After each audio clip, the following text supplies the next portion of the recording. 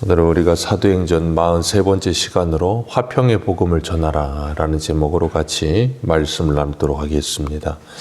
지난주에는 베드로는 하나님께서 기도 중에 보여주신 환상을 이해하지 못했지만 하나님께서 보자기에 싸서 레위기 11장에 먹지 말라고 하시는 그 짐승들을 하늘과 땅과 바다에 있는 그 짐승들을 보여주시면서 먹으라 하셨고, 베드로는 그 짐승들로 인하여 자신을 부정하게 할 수 없다 할 때 하나님께서 하나님이 깨끗하다 하신 것을 네가 속되다 하지 말아라 하시고 하나님께서 환상을 보여주셨어요. 그리고 그 환상이 무슨 뜻인지 다 알지 못했지만 하나님의 명령이었기 때문에 고넬료 집에 갑니다.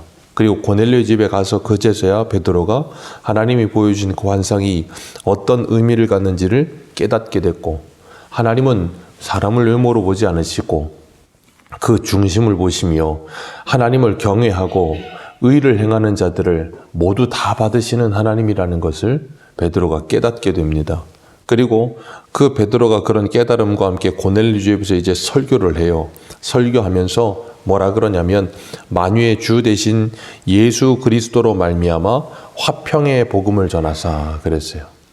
예수 그리스도로 말미암아 화평의 복음을 전하셨다. 그래서 유대인인 나와 고넬료 집에 있는 사람들, 이방인인 너희들이 그 화평의 복음으로 말미암아 화평함을 누려 우리가 함께 이곳에 있다. 그리고 함께 복음을 나누고 있다는 거예요. 그래서 그 화평의 복음은 우리에게 막힌 담을 허물어 차별이 없어지게 하시고 그 화평의 복음으로 말미암아 너와 내가 모여 우리가 되게 하십니다. 그래서 우리는 예수 그리스도를 믿으면 나라고 하는 중심에서 그리스도 중심으로 변해가고 우리로 변해갑니다. 그래서 주기도문의 기도도 보면 우리에게 일용할 양식을 주옵시고 우리의 죄를 사하여 주옵시고 우리를 시험에 들게 하지 마옵시고 하면서 나가 아니라 우리로 바뀌어 있는 모습을 보게 하세요. 그걸 통해 내 가정과 공동체를 위해 기도할 수 있는 은혜를 우리에게 허락하신 것입니다. 그래서 화평의 복음을 통해서 우리는 나만을 바라보는 인생이 아니라 우리를 바라볼 수 있는 은혜가 있게 된 줄로 믿습니다. 그리고 베드로는 고넬료의 집에서 설교하면서 예수님이 오실 길을 예비하라고 하나님께 보냄을 받았던 세례 요한이 세례를 반포하고 갈릴리에서 시작해서 온 유대에 하나님의 화평의 복음을 전했던 것을 이야기합니다. 그런데 여기서 중요한 건 세례 요한이 갈릴리에서 시작해서 그 복음을 시작했다는 겁니다. 그 갈릴리, 우리 이사야 9장 한 군데만 보겠습니다. 그 갈릴리를 사람들이 어떻게 생각하고 있었는지 이사야 9장 1절입니다.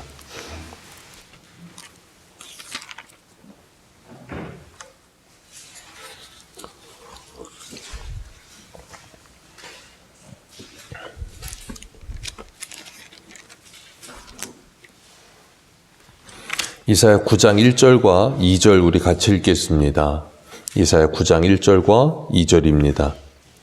시작. 전에 고통받던 자들에게는 흑암이 없으리로다. 옛적에는 여호와께서 스불론 땅과 납달리 땅이 멸시를 당하게 하셨더니 후에는 해변의 길과 요단 저쪽 이방의 갈릴리를 영화롭게 하셨느니라. 흑암에 행하던 백성이 큰 빛을 보고 사망의 그늘질 땅에 거하던 빛이 비치도다. 아멘. 여기 보면 갈릴리를 이렇게 표현해요. 이방의 갈릴리.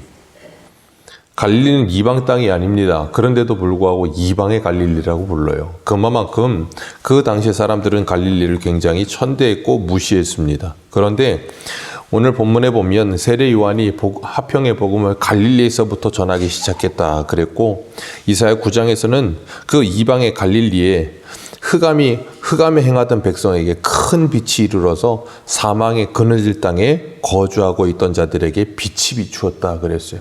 사망에 거주하던 자들이 이제는 생명의 땅에 거주하는 인생들이 되었다는 거예요. 예수 그리스도께서 오심으로 말미암아 그들에게 놀라운 하나님의 생명 역사가 시작됐다는 것을 지금 이 사도 베드로는 고넬료의 집에 복음을 전하면서 이야기하고 있습니다. 그러면서 하나님이 나사렛 예수에게 성령과 능력을 기름 붓듯 하셨다 그렇게 표현해요. 분명히 베드로는 예수님이 하나님이시라는 것을, 예수님이 하나님의 아들이시라는 것을 분명히 알고 있습니다. 그럼에도 불구하고 고넬료에게 그리고 그 가정에게 이 복음을 전하면서 예수 그리스도의 사람 되심, 이 땅에 사람으로 오신 예수님에 대해서 전하고 있어요. 그러면서 그 나사렛에 오신 예수를 하나님께서 성령과 능력을 기름 붓듯 하셔서 그가 두루 다니시면서 선한 일을 행하셨다라고 이야기하고 있습니다. 그 사람으로 오신 예수님께서 이 땅에 오셔서 행하신 일, 그 예수님을 우리에게 본받게 하시려고 예수님이 행하신 그 모든 일 우리에게 보여주시면서 우리도 하나님께서 성령을 기름 붓듯 부어주셔서 하나님의 선한 일을 하기 위해 부르신 자들이라는 걸 가르쳐주고 있는 거예요. 그래서 디도서 2장에 보면 디도서 2장 13절에 이렇게 말합니다. 복스러운 소망과 우리의 크신 하나님 구주 예수 그리스도의 영광이 나타나심을 기다리게 하셨으니 그가 우리를 대신하여 자신을 주심은 모든 불법에서 우리를 속량하시고 우리를 깨끗하게 하사 선한 일을 열심히 하는 자기 백성이 되게 하려 하심이라. 아멘. 하나님께서 예수 그리스도로 말미암아 우리를 불법에서 속량하시고 깨끗하게 하셔서 선한 일에 열심하는 하나님의 백성 되게 하셨다 그랬습니다. 그 선한 일에 열심하는 하나님의 백성, 그 백성은 어떻게 선한 일을 하는가? 어떻게 준비되어져서 선한 일을 하는가? 디모데후서 3장 16절에 이렇게 말해요. 모든 성경은 하나님의 감동으로 된 것으로 교훈과 책망과 바르게 함과 의로 교육하기에 유익하니 이는 하나님의 사람으로 온전하며 모든 선한 일을 행할 능력을 갖추게 하려 하심이라. 그렇기 때문에 우리는 예수 그리스도를 믿고 구원받으면 하나님의 선한 일에 열심하는 백성이 되게 하시고 그 선한 일을 하도록 하나님의 말씀인 성경을 주시고 성령께서 우리 안에서 그 성경을 가르치시고 생각나게 하시며 조명하셔서 깨닫게 하신다는 거예요. 그리고 예수님이 행하신 그 선한 일을 우리도 행하게 하신다는 겁니다. 그 예수님이 행하신 선한 일이 뭐예요? 하나님의 복음을 전하게 하시는 거예요. 그렇기 때문에 38절에 우리 38절 다시 한번 읽습니다. 오늘 본문 시작. 하나님이 나사렛 예수에게 성령과 능력을 기름 붓듯 하셨음에 그가 두루 다니며 선한 일을 행하시고 마귀에게 눌린 모든 사람을 고치셨으니 이는 하나님이 함께 하셨습니다. 아멘.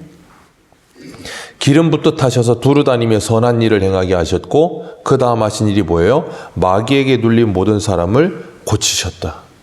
그리고 이렇게 말씀하세요.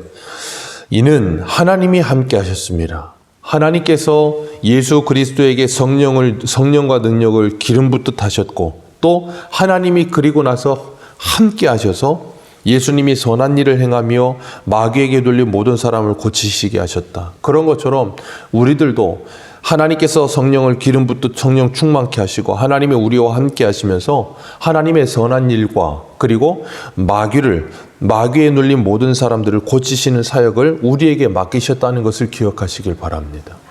우리는 마귀에게 눌렸다 하면 더러운 귀신 들린 사람들만을 생각하는데 그게 아니라 이 세상의 모든 사람은 예수 그리스도를 믿지 않고 성령을 받지 아니한 모든 사람은 마귀에 눌린 사람들이에요.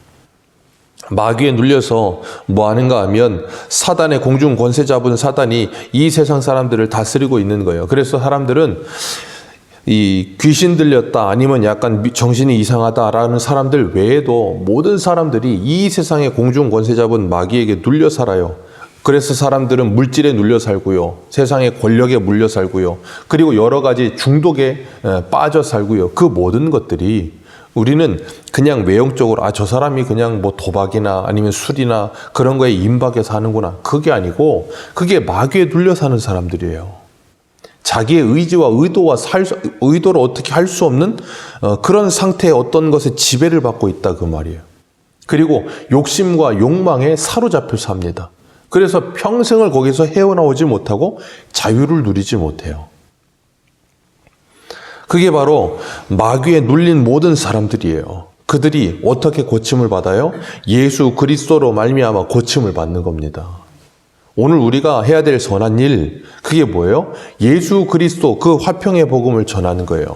그래서 그들도 예수 그리스도로 말미암아 공중 권세 잡은 마귀에게 눌려 사는 삶에서 자유함을 얻게 하는 것, 죄에서 자유를 얻게 하고 죄뿐 아니라 그들을 누르고 있는 옛 습관과 그들의 옛사람으로부터 자유하게 하는 것, 그게 누가 하시는 일이라고요? 예수 그리스도가 하시는 일이에요. 그렇기 때문에 우리는 그 예수를 전하는 일에 힘써야 되는 겁니다. 그리고 39절에 보면 우리는 유대인의 땅과 예루살렘에서 그가 행하신 모든 일의 증인이라. 그들이 나무에 달아 죽였으나 하나님이 사흘 만에 다시 살리셨다라고 말씀하고 있어요. 나무 달아 죽였으나, 그 말은 뭐예요? 신명기에 있는 말씀처럼 나무에 달린 자는 하나님께 저주를 받은 자라 하였으나 하나님께서 그를 사흘 만에 다시 살리셨다. 하나님이 그를 다시 살리시고 이렇게 말씀하세요. 모든 백성에게 하신 것이 아니요 오직 택하신 증인, 곧 죽은 가운데서 부활하신 후에 그를 모시고 음식을 먹은 우리에게 그분께서 나타나셨다. 그리고 우리는 그분의 부활하심을 증거하는 증인들이다라고 이야기하고 있어요. 그건 저와 여러분들도 마찬가지인 줄 믿습니다. 우리는 부활하신 예수 그리스도를 증거하는 증인의 삶을 사는 겁니다. 어떻게 가능해요? 성령을 받으면 권능을 받고 땅끝까지 이르러 내 증인이 되리라 그러셨어요. 그렇기 때문에 우리는 그 예수 그리스도의 증인으로 살아가면서 베드로가 고넬료 집에서 전했던 이 복음을 우리도 뭐 하는 거예요? 전하는 겁니다. 예수님이 어떤 분이신가? 예수님이 이 땅에 왜 오셨는가? 예수님이 무엇을 하셨는가? 그걸 전하고 그것뿐 아니라 그 복음을 전하면서 우리들도 그들에게 뭐예요?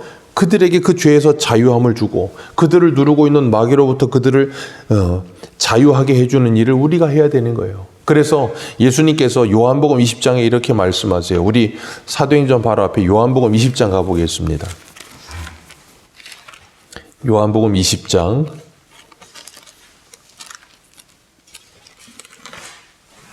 23절입니다.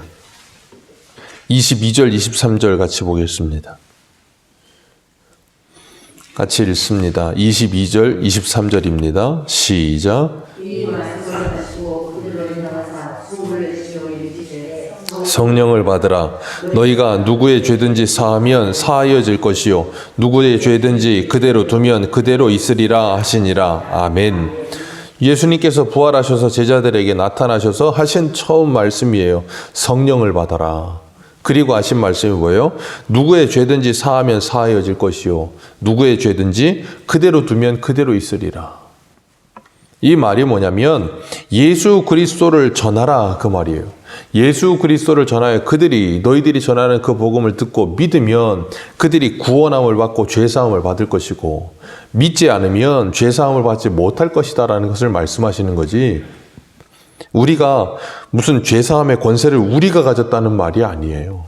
그러니까 우리가 해야 될 일은 예수 그리스도를 전하는 그 선한 일에 열심히 해야 되는 겁니다.